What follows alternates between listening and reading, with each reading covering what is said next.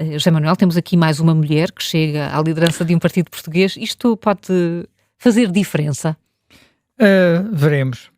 Nós já tivemos, repara, tivemos mulheres no Bloco de Esquerda, ainda Sim. Temos, não é? Ainda temos? Tivemos uma mulher no CDS, Sim. Não correu maravilhosamente.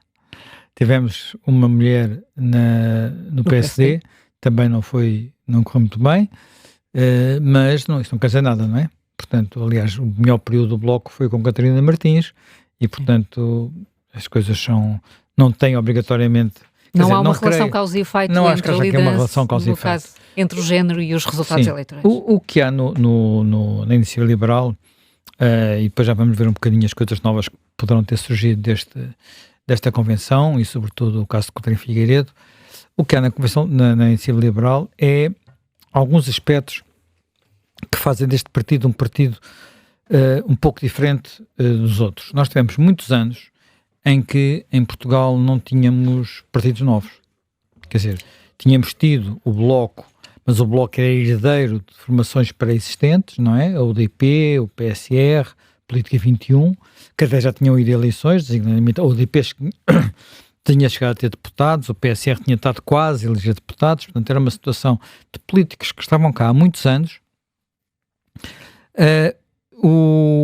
Temos o Chega, que é um partido novo, mas um partido muito em torno de uma figura, que é André Ventura, até com experiência política, tinha sido candidato à Câmara de Louros pelo PSD e tinha ganho até alguma notoriedade pública nessa altura. A Iniciativa Liberal é algo diferente. Não houve na nossa história nada muito semelhante a um partido que nasce de pessoas, podemos dizer, virtualmente desconhecidas. Um partido novo com pessoas novas. Um partido novo com pessoas novas, e isso naturalmente pode ter criado problemas, até porque este partido surge assumindo uma ideologia que em Portugal, até essa altura, era quase um insulto. Dizer que alguém era liberal era insultá-lo. Deixa-me contar uma história pessoal. Eu, no princípio da década de 80, juntamente com outras pessoas, enfim, depois tiveram alguns jornalistas, alguns académicos, fiz parte de uma coisa que até editou uma revista durante uns anos, a revista chamava-se Risco, que era não era um partido, era um clube da esquerda liberal. Da esquerda liberal? Clube da esquerda liberal. Ainda há hoje pessoas que se definem como fazendo parte da esquerda liberal, designadamente algumas que estão no Partido Socialista. E não correu bem. Aquilo era um casamento visto como muito espúrio, e ainda hoje a Iniciativa Liberal, quando chegou ao Parlamento, obrigaram-na a ficar colocada entre o PSD e o Chega, o que para a Iniciativa Liberal eles não gostaram. E se nós olharmos bem para o que foi a história de votações da Iniciativa Liberal, eu diria que eles tinham razão para não gostar. Esta questão de onde as pessoas sentam no Parlamento está sempre guerra, não é? Sim. Nós vimos no princípio Francisco Louçã e Luís Fazenda de pé sem se sentarem porque queriam ficar na extrema esquerda, portanto queriam ficar à esquerda do PCP, vejam lá como as coisas são. Ainda hoje há algumas questões que envolvem o LIVRE, eu nem me tinha percebido, mas parece que andou a discutir exatamente os lugares em que se sentava no Parlamento. O LIVRE tem direito à primeira fila, mas pode haver ali umas coisas depois, que eu não sei bem quais são, sobre como é que se distribuem aqueles lugares. Portanto, isto é sempre sensível.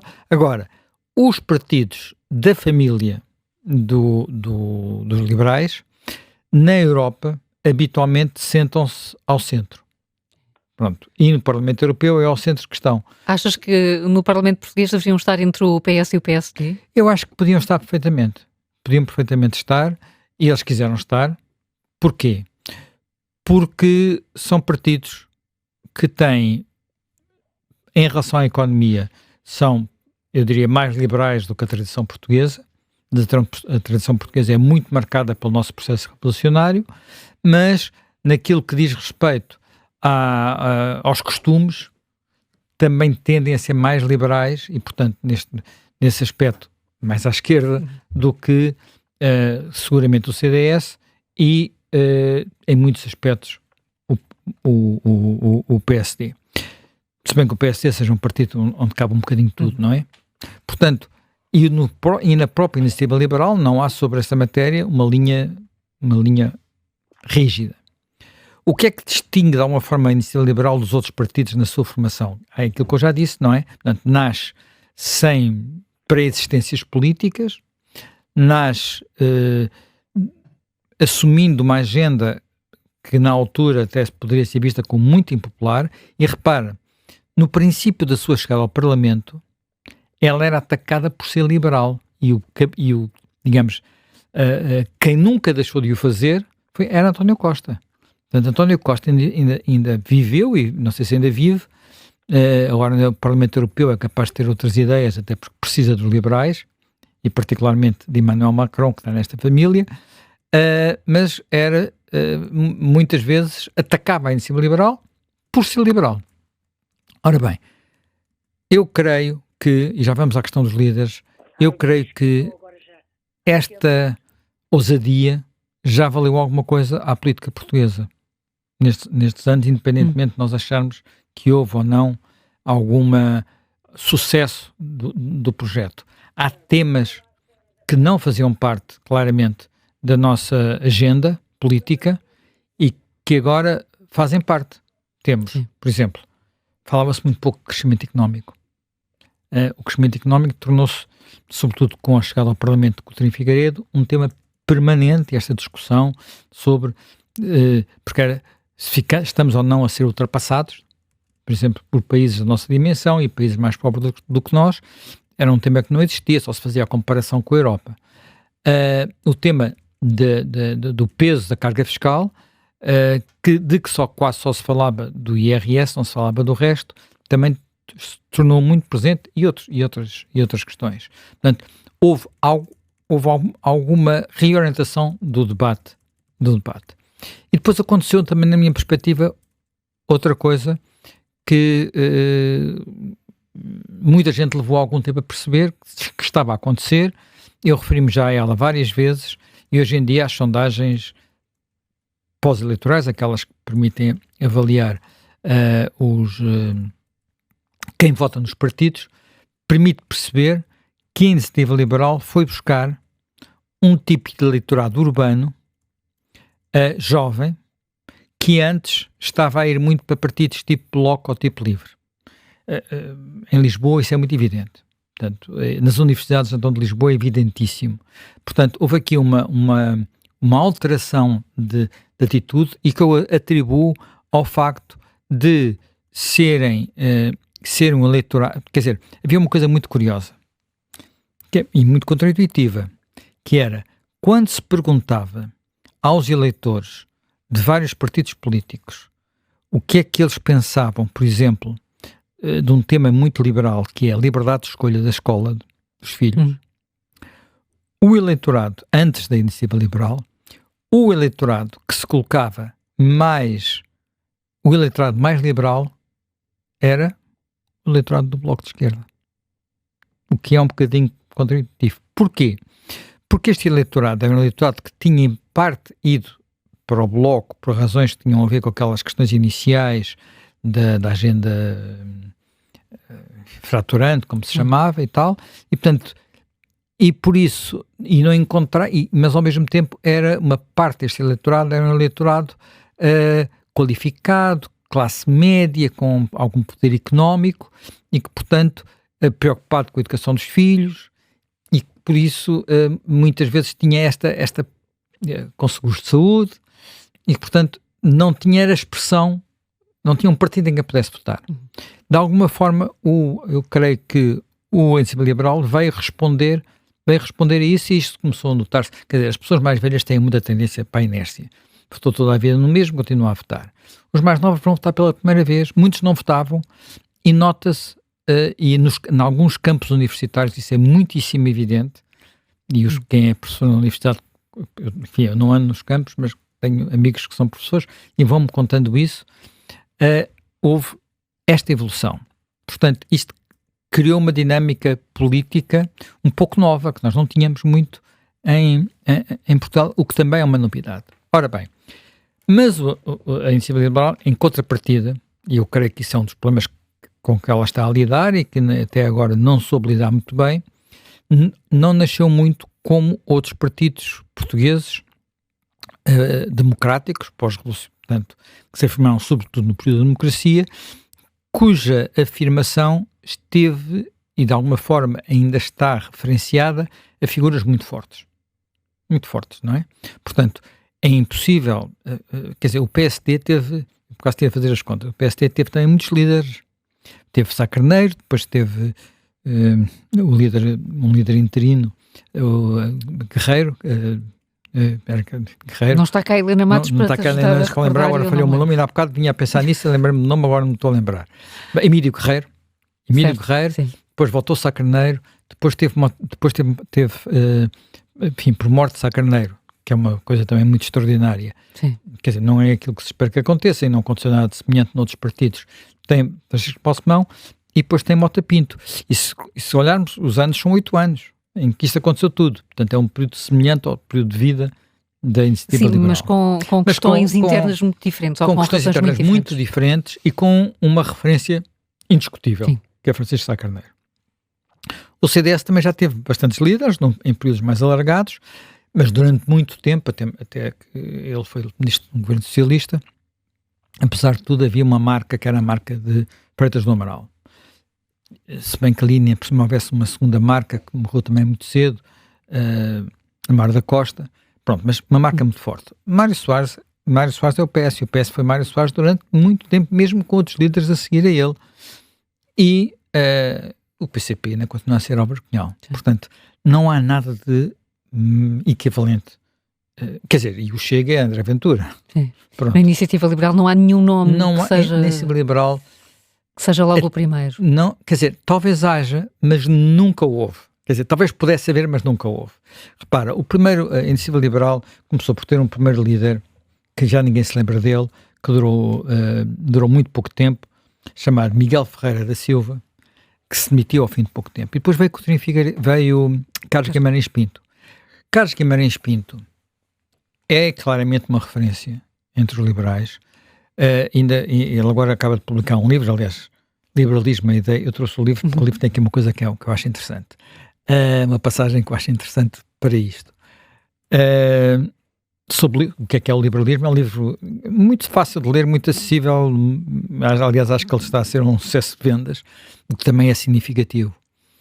Carlos Guimarães Pinto fez uma coisa que não é habitual nos partidos, que é, na eleição em que não foi eleito, em que foi eleito apenas Coutinho Figueiredo em Lisboa, ele era candidato pelo Porto, ele podia ter continuado a ser líder, como já aconteceu noutros partidos, mas achou que por uma razão até de visibilidade do partido era melhor que fosse Coutinho Figueiredo. E eu acho que isso lhe correu bem aos liberais, porque Coutinho Figueiredo afirmou-se como um bom parlamentar e fez subir o partido. A saída de Coutinho Figueiredo já tem a ver com outras razões, mais pessoais, e vem Rui Rocha. E agora, quer dizer, Rui Rocha deve ter sido um dos poucos, talvez o único líder partidário que se pede para sair do partido, apesar do partido ter subido a votação. A Iniciativa Liberal elegeu mais um deputado e tem mais umas décimazinhas do que teve na eleição de há um ano. Só que pelo meio houve as eleições europeias, onde teve uma porcentagem muito elevada, acima de 9%, agora esteve acima dos 5%, e portanto as expectativas eram diferentes. É uma questão de relação com as expectativas. E daí também a importância de termos agora Coutinho Figueiredo como possível candidato europeu. Coutinho Figueiredo continua a ser candidato presidencial. Ele continua a ser uma das figuras no partido mais conhecida, é seguramente alguém que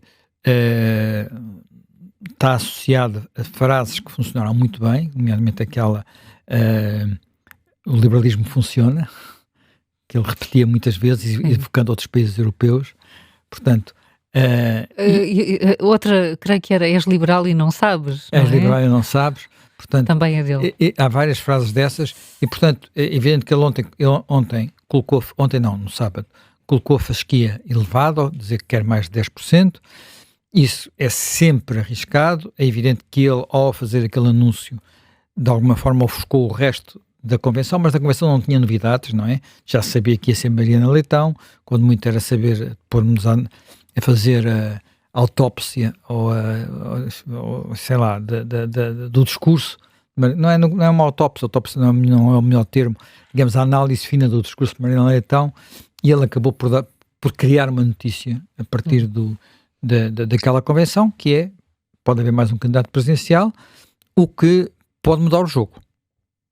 Pode mudar o jogo, porque ele é um candidato que me parece a mim, que faz moça, sobretudo a Marques Mendes, mas possivelmente também a António José Seguro. Quer dizer, as coisas valem o que valem, mas enfim, eu já ouvi pessoas a dizer que, face aos candidatos presentes, apesar de não serem socialistas, se calhar votavam Seguro. Essas pessoas que têm agora uma alternativa.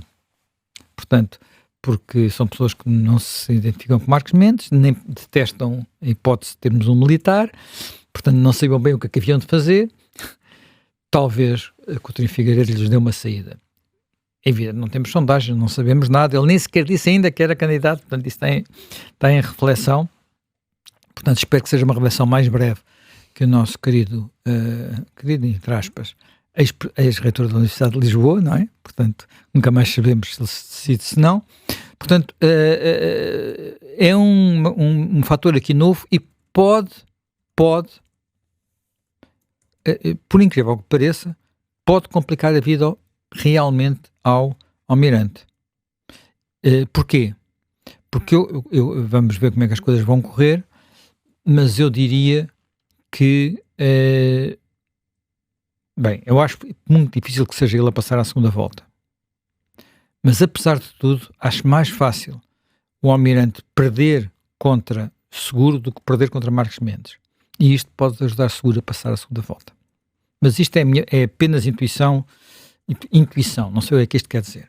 Agora, deixem-me só voltar um pouco atrás para dar outro aspecto que eu acho também relevante e tentar antecipar o que possa ser Mariana Leitão.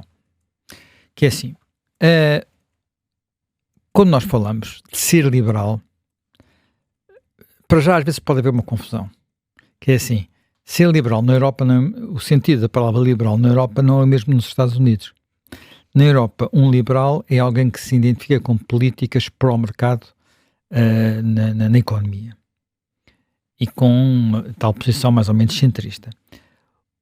O termo liberal nos Estados Unidos é um sinónimo de esquerda, e mesmo de esquerda, assim, mais à esquerda, digamos, são a parte mais à esquerda do Partido Democrata. Portanto, é um sentido completamente diferente.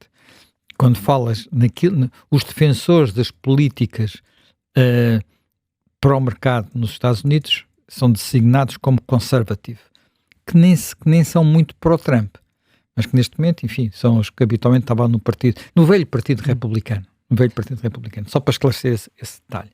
O que também deriva da própria história intelectual do liberalismo ter dado origem a muitas escolas diferentes e às vezes rivais.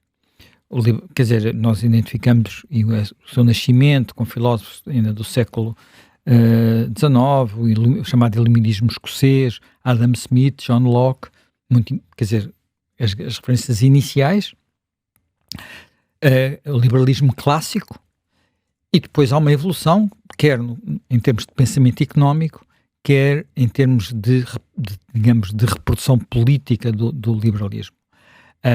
Há muitas, hoje em dia temos muitas escolas, há os chamados neoclássicos, portanto, que vêm muito da linha dos iniciais, mas com todos os acrescentos do pensamento posterior, David Ricardo, Schumpeter, por aí adiante. E depois temos, por exemplo, a escola de Chicago, muito famosa, não é? Porque ficou associada aos Chicago Boys do Chile e ficou sobretudo associada a um nome que foi uma grande referência na promoção deste tipo de ideias, que é Milton Friedman. Uhum. Milton Friedman era um professor desta escola, tinha chegou a ter uma série de televisão de enorme sucesso e tem um livro também que continuam a vender muitos exemplares sobre, digamos, os defeitos do excesso da presença do Estado na vida pública. E temos uma escola que habitualmente é vista como uma das mais radicais, que é a escola austríaca. A escola austríaca tem, porventura, como expoente Ludwig von Mises, que foi depois um professor também na escola de Chicago. Portanto, estas pessoas não ficaram na Áustria com aquilo que aconteceu na Áustria, não é? Ele depois foi professor na escola de Chicago e são, de facto, liberais com menos tolerância a qualquer peso do Estado. E, por isso, achei graça ler aqui neste livro do Carlos Guimarães Pinto a referência a um episódio que se passou numa conferência da Montpellier. Montpellier é uma associação onde, não sei se todos os anos, mas com muita frequência,